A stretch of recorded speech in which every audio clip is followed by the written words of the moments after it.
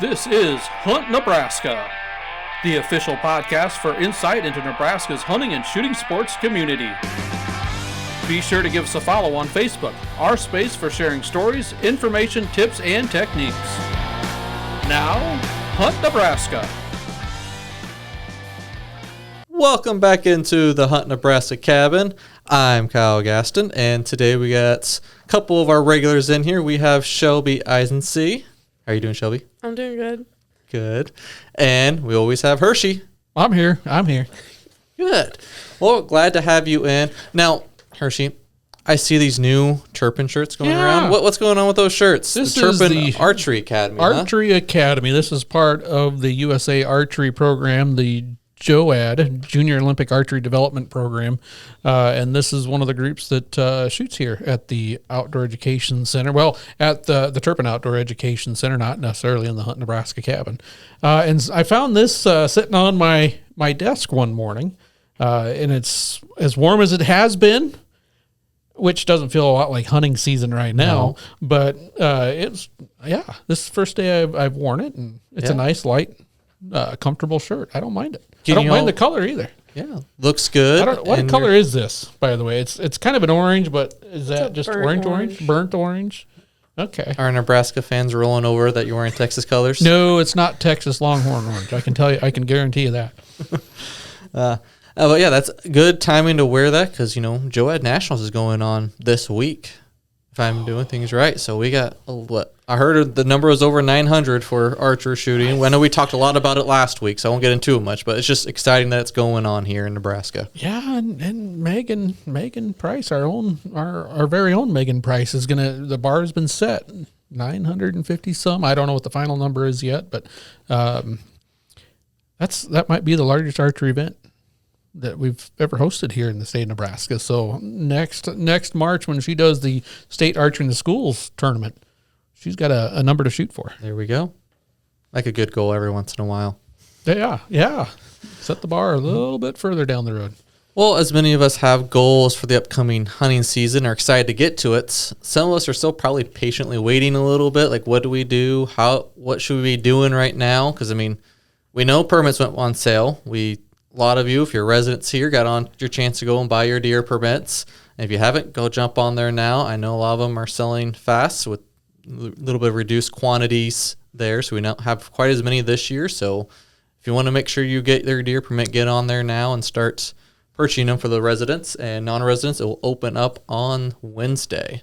22nd? So, the 22nd, if I'm doing my days correctly. And here. I believe, folks, because we get this question, 10 a.m. Central time is when they go on sale. So if you're out there at 8 o'clock or 12:01, a minute plus or midnight plus a minute, it won't let you do it.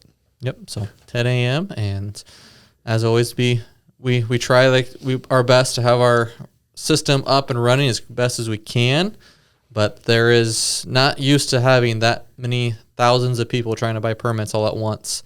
And so sometimes the permit system gets slowed down a little bit. So sometimes a little bit of patience, but we're going to help everybody get through that process as fast as we can and help all our call centers are open and full staff, trying to get as many calls in as we can to get that figured out and get everybody the permits they want.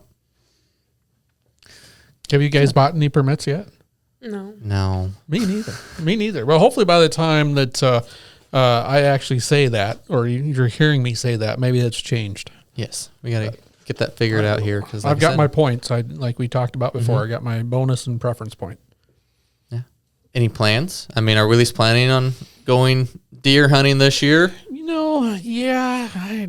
I had the best of intentions last year and going out opening day, and it rained or the weather wasn't quite right, and then I kept putting it off. Definitely archery. I love the muzzleloader season too if it gets cold, but 100 years. This will be our 100th modern pheasant season here in the state of Nebraska on October 31st. Well, for the youngsters out there at the 24th, the Saturday before they get their first crack. But that's kind of got me excited. And with a pup that's still kind of young, and last year she was just learning, Shelby. And this year, hopefully, she's learned a little bit more and got some more of the training under her collar, so to speak. I'm kind of looking forward to that as well. Yeah, so exciting plans. Shelby, you got any plans for any big game hunting? I know you're a big bird hunter. Yeah, Any no. thoughts? No. No? Just here for the birds. Dove is first, though, so got to get 12 trained up and conditioned for the heat so we can do evening hunts for dove. That's fun. That for some reason, dove is just, it's one of those things that Shelby and I both kind of grew up in a state where dove hunting wasn't a thing. Mm-hmm. And now I believe your home state still that case, right? They still don't have a dove season. Mine does, or where I used to live. And it's one of those things. Would I go? I don't know. But once you get out there, just like, man, it's just kind of fun. It really gets the juices flowing, and you just start looking at the, nope, that's a robin. Nope, that's a killdeer. Nope, oh, there's a dove. Oh, I hope he comes this way. Oh, he is. And it really gets going. And if you get into one of those Melcher barrels type shoots, oh boy, just fun. A lot of great empty shells, a lot of missed shots, but I'll say the thing for me, it's a little humbling, but yes, it is still a lot of fun to get that many shots up. Unless you're as good a shot as like Shelby over here, and then now, and the thing you mentioned with your dog 12, not all dogs like doves. They've got that one of the like some of our grouse. It seems like the feathers come out really easy. Mm-hmm. Has 12 been around? Does she kind of like the doves, or just so? She just likes to fetch things. Oh, okay, so she's good. She'll bring them back, and then she's like, okay, here you go. I'm not interested in this anymore. Get another one. Yeah, she loves to watch birds fly around. So when I get ready and I can tell she's like perking up, so I'll look at her a lot of the time, and then I'll see she's looking at something, and I'm like, oh, look, there's a bird. Oh, Dang. nice. Nice. Yeah. Now, I do know that your dog shares something in common with mine, and that is it wouldn't take much to turn him into a good squirrel dog. That yes. Yeah, she could probably be an amazing squirrel dog. I truly need to try it. That and rabbits. Oh, yeah. Oh, and there's a bunch of rabbits. Yeah. Seems like there's a bunch this year. well, all the excitement for all the upcoming hunting seasons, starting here, and a lot of those starting in September 1. August 1st, what talking about squirrels? Squirrels August 1. And what's the big news about squirrel this year? Not only does it start August 1st, which is its traditional opener, but it gets to go a whole extra month now compared to what it used to be. So matching up with a lot of the other season dates to end of with the rabbit and some of the others. Yeah, it goes all the way to the last day of February. We can't say that, it used to always end January 31st. We can't say that anymore because February, every once in a while, we get a bonus day. We do get a 29th every once in a while. So that'll be kind of exciting. So yeah, get more opportunities to get those squirrels. So you see, there's just more chances. More chances. But we are be happy. Still in the month of July, though.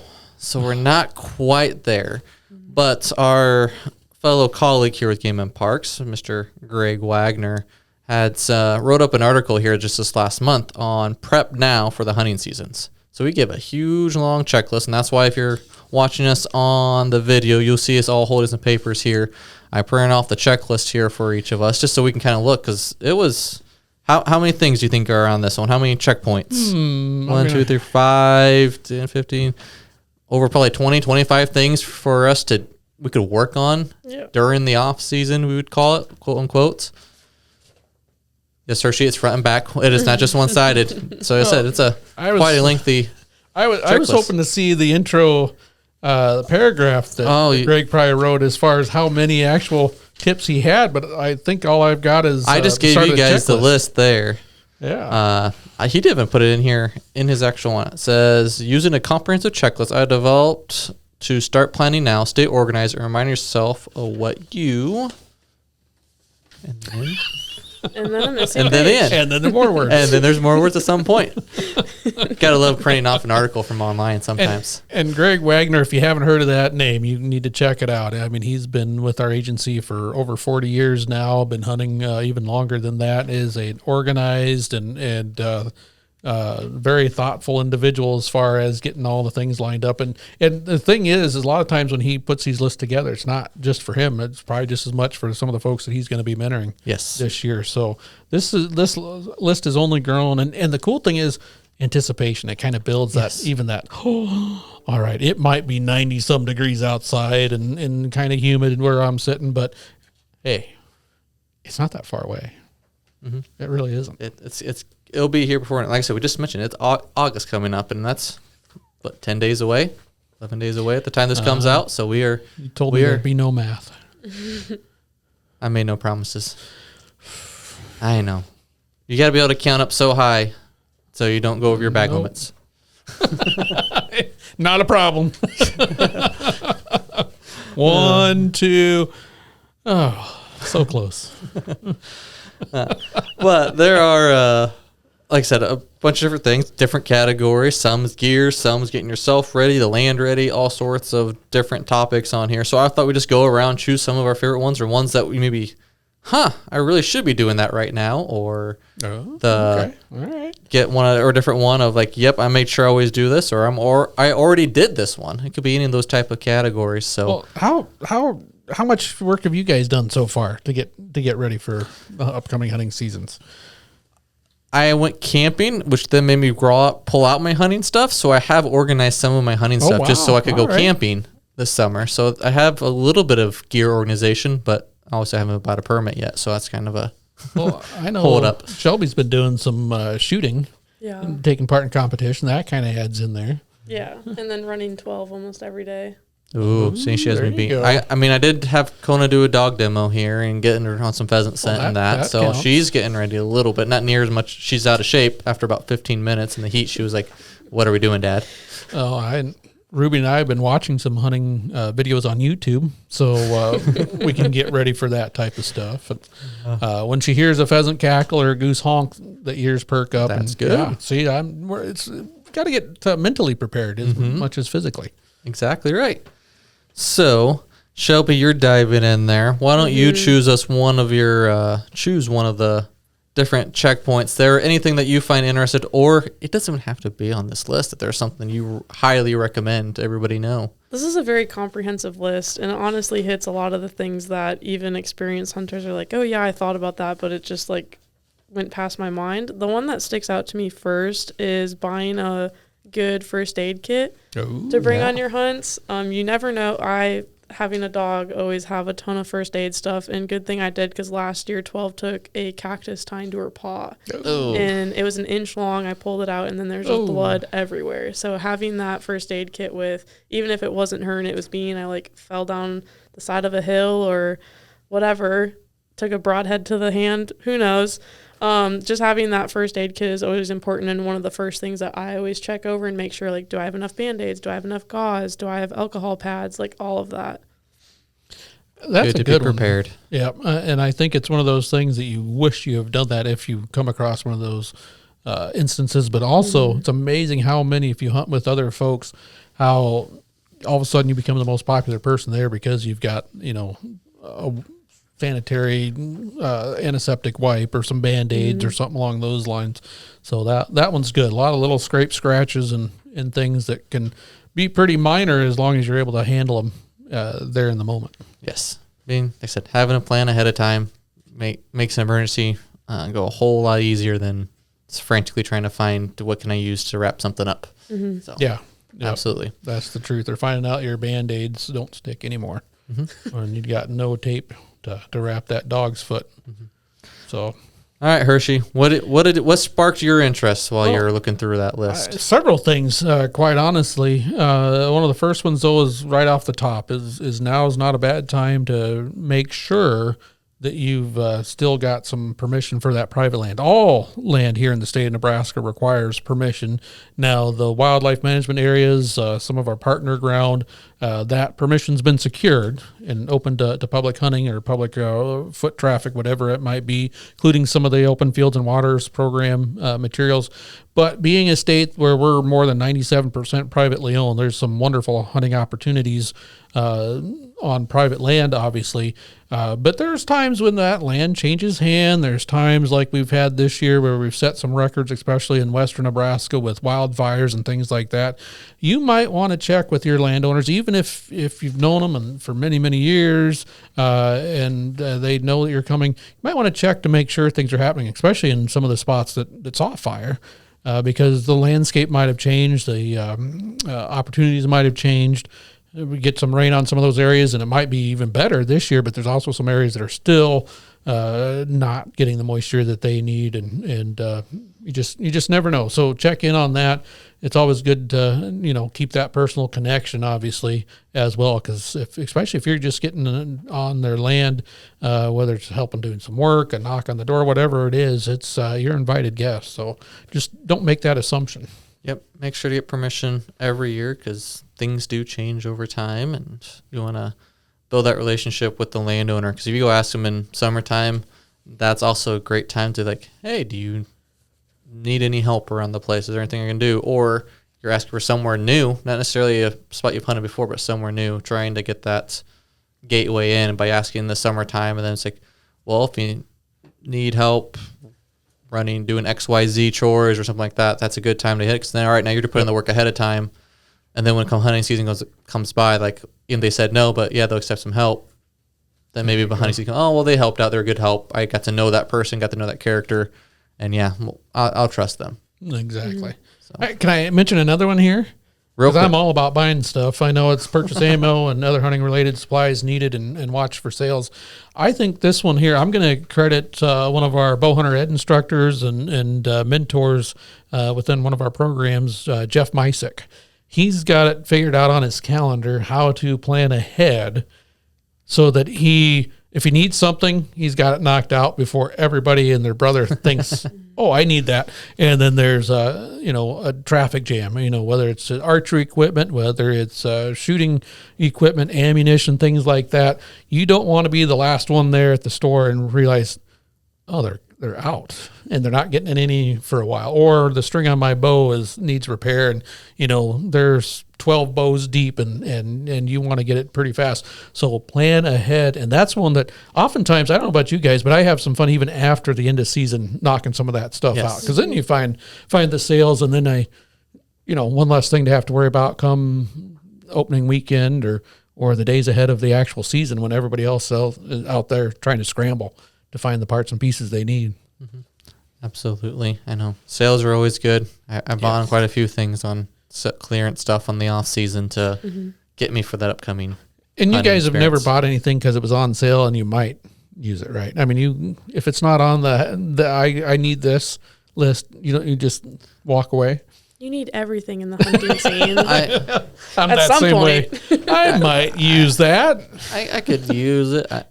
Or for me, it's I will use that eventually when my kid gets bigger. That's why I use that one all the time. I have my stuff, but I'm going to need another blind share when my kid gets bigger and go hunting with me. Mm-hmm. I'll need a bigger blind when the kids get big. I keep using that little bit of a... That's an excellent point, because there's times where all of a sudden it's Dad, let's go. Mom, let's hit the woods. And you want to be ready. You don't want to I don't... next time. I might have been at a garage sale and bought a shoe that is about 3 times the size of my kid's foot right now, because there's hunting boots that were for $1 that were practically brand new, but they're kid size. I'm they'll eventually grow into it. So we'll go ahead and get them now, even though I grabbed it out this last season. Your foot's still half the size of this boot. You still need to go a little bit big now. But so yes, I might use it at some point. So what are some of the things that stuck out to you? For me, now this comes into me with my role a little bit. And it wasn't actually just specifically outlined. Now it did mention clear the branches and start getting your shooting lanes figured out where you're going to go hunting. What goes hand in hand with that is usually when you're clearing off branches, that's also means you're probably putting up a tree stand. Not always, but could be. Yep. And getting all the equipment for your tree stand to make sure it's in good condition is important to do now, and not having to order some part that might take a couple weeks to get here. And when you want to go set it up, and not have to set it up the morning of, you want to set up your stand a day or two before. So getting those, expecting all the equipment for your tree stands or any elevated platforms or anything you're using, go make sure it's all in good condition right now, and then order what you need. So that way, when it comes time for you to actually put up that stand and get going, you have everything you need right there. Can roll. Something I'll toss out there, and this is important, especially like you said, we're coming up on August. And I usually use that as kind of the line in the sand. Most trees here in Nebraska are done growing. They're done, popping new leaves and growing what they're going to grow. Obviously, you're going to have acorns popping and pine cones and all that. But once you trim those branches in August, you don't have to worry about until next year. If you do it in July or June or spring, there's chances something else popped up in your way, and it's going to be an issue. So that trimming those lanes and getting things ready in August is great, because now it can sit and you're ready, especially if you're archery hunting or later on deer hunting or something along those lines. So August, great month for that. That one there, and then I'm sure I'll talk more about it as we get a little bit closer. But hunter education for those who need hunter ed. So 12 to 29-year-olds hunting, you need to have hunter ed. If you don't have it, go ahead and get on our website. We have more classes popping up every day right now, and it's only going to get more popular as we get. We have a lot of classes that really get a decent amount here in August coming up, but then September hits, and I think we get full steam ahead of having 20 to almost 40 classes a month there for September and October. So, and applaud, like you said, you kind of peak in September, October, and I applaud the parents and the individuals looking, I got to get this knocked out, and getting a hold of you, getting a hold of the rest of us, saying, I'm not seeing a lot listed here in my area, and wait just a little bit. That most likely is going to change here real soon. Yep. Like I said, their classes are all put on by volunteers, and I tell them put them out 1 to 2 months in advance so we can get their supplies and everything there. So a lot of them are getting it put out there. But we have an awesome notification system too. So if you know you're looking for a class, you can sign, and you don't see one right there, at the very top of that page where it lists all the different classes, there's a yellow box that says click here if you want to be notified. And that will take you to a form you fill out, and you can choose the counties and the type of class you're looking for. And as soon as a class is posted in one of those counties that matches with the type of class you want, you will get an email notification. So you'll be one of the first to know that class was posted. So great way to keep track. Plus then also I know how many people are looking for a class in a county. And if we realize, hey, there's a lot of people, we'll get another class, or I'll give a nudge, because they are taught by volunteers, but I can still give them a little encouragement to put on a class here when there is a large demand. Pretty smart. Now, something else that I have read here, and Shelby, I've got a question for you. Download fresh or update new apps on your mobile device to get up to date. Detailed maps, your hunting areas, 3D, GPS, hunting apps, all that. That's something 10 years ago I wouldn't have given much thought to, but now that's part of the hunt oftentimes, are some of those apps. And you've got at least one, if not a couple, that you use pretty religiously. Yeah, Onyx Hunt is probably the one I use the most. If you look at it, like South Dakota, Nebraska, just covered in pins. I mean, different colored pins, different areas, and I don't erase them. Like, I can categorize and hide them and all that. I keep my tracks and everything. It's just so I can go back and be like, oh, I had a really good hunt here. I'm going to go scout that early in the season and see, like, how the bird numbers are, if they're still the same, if there's a bad hatch. Like, I want to go check it out before I'm like, oh, I'm going to drive an hour and a half, and it's going to, like, they burned it and now it's totally different. Like, I had that happen this spring. I was turkey hunting this spot, and then I went back after I had been going after this tom for a little bit. Well, they burned the whole thing. That tom was about a mile away from that. And I was like, awesome. So, no, I use Onyx Hunt a lot. I'm always on it and updating it, but if you haven't been on it for a while, you should probably update the app.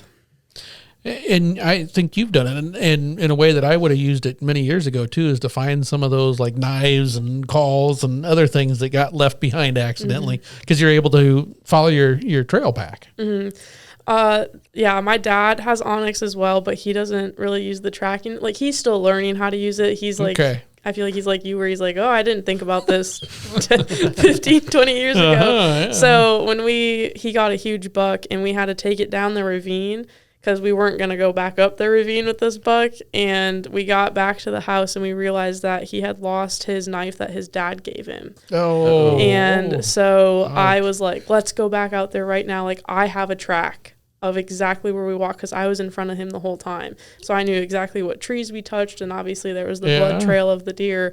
And of course they said no, but the next morning we went out and we found it because of that track. Nice.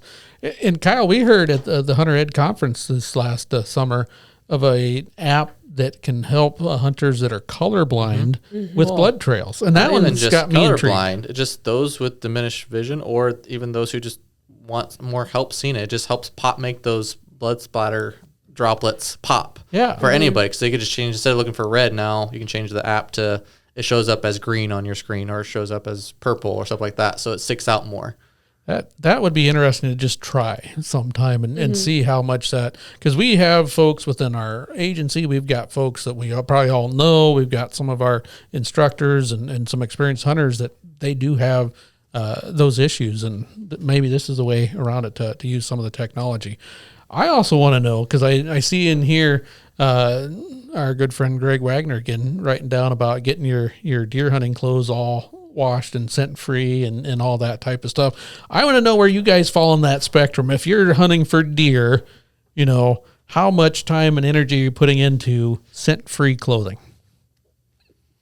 I just laugh at this because, like, as a bird hunter, I'm like, oh, my dad will wash my clothes and put them in a bag, and then when I come home, I'll hunt. But then I feel like there's people that are diehards that are like, I'm washing them this many times, and I'm keeping them in this bag and only this bag. And then there's just people like me. I'm like, oh, yeah, okay. Yep, I agree. Where do you fall in the spectrum? I've never been one to be big on it. Obviously, I don't want to smell bad or, like, fried food or anything, but so I'll keep it clean. Like that. But there is. Want that. Yeah, they might. Hey, that smells like French fries. But yeah, so I mean, I keep it clean, but again, I guess I don't use like special scent or oh really detergent anyways. So no? I guess I don't know. I avoid the smelly stuff in the first place for my day-to-day life. So I guess that kind of answers my question. All right, so maybe day-to-day you're already in that mode. In our household, between me and my sweetie, we're kind of different ends of the spectrum. I'm not as, if you really want the lowdown, talk to Christy Christensen, Dutch Oven Diva. She's got it down to a science. I do use something, I think it's called Sport Wash. It's not anything hunting related. It's made for sleeping bags and, parkas and all that type of stuff. Scent free. Doesn't have any of the brighteners or anything. Kind of nice. Something that I stumbled across, and you can find it at hiking stores and outdoor stores and online and all that. I do have a white pine in the back yard that all my deer hunting clothes, archery clothes, get hung up in. And it's kind of become a tradition, one, to let it air out there, but that smell reminds me of bow hunting now. When I smell the pine that comes out of that thing. Now, my significant other, it doesn't matter, whatever detergent's there, buy the washing machine, whatever dryer sheets going into the dryer, all that type of stuff. And I don't know what it is. She'll see more deer than I do every time. If we go sit, she'll see almost twice as many deer as I do. They like that Downy Fresh smell. It must be. I don't know what it is. Maybe her burps smell like fresh apple or something. But it's something that's kind of interesting. Watch. She'll wear the same clothes. I've been one of those that I'll drive to the spot in a set of clothes, usually in sweats, and then I get there and I got my bow hunting Crocs as well. And then I'll change clothes, and then I'll walk in and hunt. And then when I walk out, I'll change clothes to drive home. It doesn't matter. She doesn't do that at all. So that's always an interesting one. But it's kind of become a fun tradition for me to smell like white pine. There you go. Well, like I said, there's a lot of great different checkpoints we have throughout this article here. Like I said, Greg Wagner did a good job. So take a look for it there on the Nebraskaland website, or you can just search prep now for hunting seasons, and you put in his name, Greg Wagner, then it'll pop up right to the top. It did for me, at least, when I searched for his name. And I figured he would be on top of something like this when I was looking for some fodder for the podcast. And look, he was a month ahead of me even on prepping. His blog is called In the Wild with Greg Wagner. There we go. Or I think radio shows. He's a kind of some TV appearances. So definitely can find some great information there. But go through there. Make sure that you're all ready to go for this hunting season. Any final thoughts here before about prepping for the season that they must know before we take off? Start now. That's a good one. I can't think of any better way to say it. All right. Well, start prepping now. But until next time, we'll see you outdoors. Hunt Nebraska, brought to you by your Nebraska Game and Parks Commission.